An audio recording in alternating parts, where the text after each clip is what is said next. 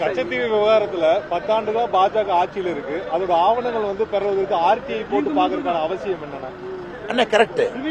இதை நாங்கள் இப்பதான் தீவிரப்படுத்தியிருக்கோம். உண்மையை சொல்லணும்னாங்கன்னா பாரதிய ஜனதா கட்சியினுடைய அபிஷியல் நிலைப்பாடு தமிழ்நாட்டில் 2 ஆண்டுகளுக்கு முன்புதான் நாங்கள் சொல்லியிருந்தோம், கச்சத்தீவு நமக்கு வேண்டும், எங்களுடைய அபிஷியல் நிலைப்பாடு.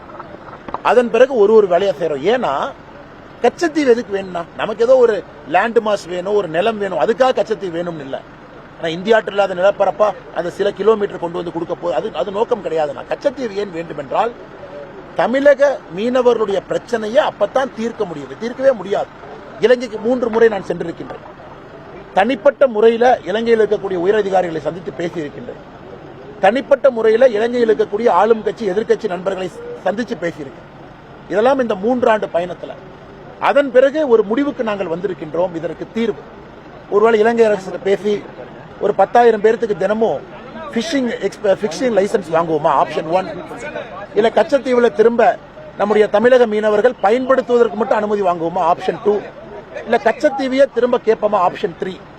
இதையெல்லாம் இந்த 3 ஆண்டு காலமாக தொடர்ந்து பார்த்து கொண்டு வந்து அதன் பிறகு ஜெய்சங்கர்ஜியை சந்திச்சு பேசி இன்னைக்கு ஒரு நிலைப்பாடுன்னா இது எப்படி கொடுத்தாங்க, என்ன மர்மம். ஆனால் நீங்க பாருங்க 3 ஆண்டுகளாக நாங்கள் கன்சிஸ்டன்டா இருக்கோம். என்னுடைய நிலைப்பாடுல எந்த மாற்றம் இல்லை.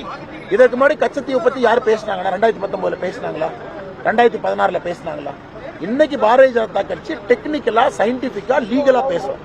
இல்ல நாங்க தனி கப்பற்படை அனுப்புவோம், நாங்க நெய்தல் படை அனுப்புவோம், அப்படிலாம் பேசல. நாங்கள் சயின்டிபிக்கா, லீகலா அதுக்கு ஒரு சொல்யூஷன் வேண்டும் என்று பார்க்கின்றோம். அது நடக்கும் என்று நம்புகின்றோம். அது தீர்வை நோக்கி சென்று கொண்டிருக்கிறோம்.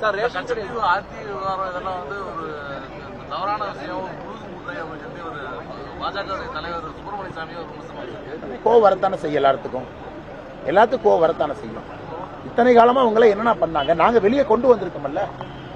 1974க்கு பிறகு 26, இன்னைக்கு ஒரு 46, 50 வருஷம்.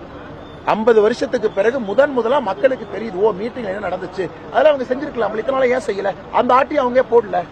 அதே கேள்வி நான் கேட்கிறேன். அரசியல் கட்சிகள் பேசுறாங்கல்ல, ஒரு தனி மனிதனாக ஒரு இந்திய குடிமகனுக்கு இருக்கக்கூடிய அதிகாரத்தை அவங்க ஏன் பயன்படுத்தல? அது எக்ஸாக்டா கேட்கணும். ஆர்டிஐல என்ன இன்ஃபர்மேஷன் நீங்க கேட்கணும். 1968 இன்னொன்னு ஆர்டிஐல கேட்டிருக்காங்க, அது கொடுப்பாங்கன்னு நம்புறோம். இந்திரா காந்தி அவர்களும் சிறநாயக்கா அவர்களும் 1968 என்ன பேசினாங்க, 74 என்ன பேசினாங்க? அதை இத்தனை காலமாக செய்ய தவறியவர்கள் நாங்கள் ஒரு காரியத்தை செய்கின்றோம் என்று தெரிந்த பிறகு என் மீது பாய்வது என்ன நியாயம்? I am just a messenger. நானும் உங்களை போல ஒரு செய்தியாளர் தான். கச்சத்தீவு விஷயம்ல என்ன நடக்குதுன்னு உங்க முன்னாடி கொண்டு வந்து வைக்கிறேன். என் மீது பாய்ச்சல் காட்டுவதில் என்ன நியாயம் இருக்குன்னு தான் நான் கேட்டேன். எங்க கட்சி தலைவர் கிடையாது. அவர் தொடர்ந்து கடந்த 5 ஆண்டு காலமா கட்சியில் எந்த பொறுப்பில் இருக்காரு? விரக்தியில் இருக்காரு, பொறுப்பில்லைன்னு இருக்காரு, மோடிஜியை திட்டிட்டு இருக்காரு. தமிழ்நாட்டு மக்கள் எல்லோருக்கும் தெரியும்.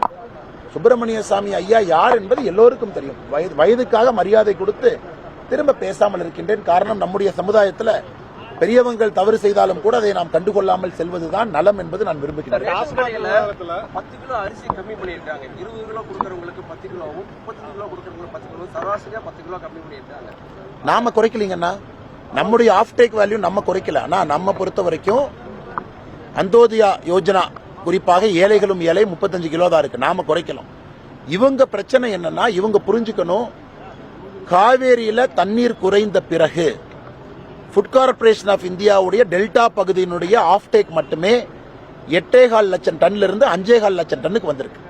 இவங்க பண்ண காமெடினால, இந்தி கூட்டணி காமெடினால 3 லட்சம் டன் நெல் மகசூல் குறைந்திருக்கிறது.